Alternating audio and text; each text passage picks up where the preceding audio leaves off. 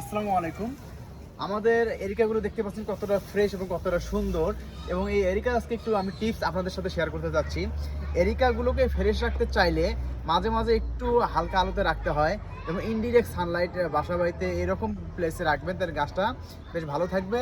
আর মাটিটা শুকিয়ে যাওয়ার পর পর পানি দেবেন। মাটিটা শুকায় এক একজনের মানে রুমের এনভায়রনমেন্ট এক এক রকম, সো এটা ওইটার উপর ডিপেন্ড করে মাটিটা শুকায়। আর মাটিটা শুকিয়ে গেলে পানি দিয়ে মাটিটা ভিজিয়ে দিবেন।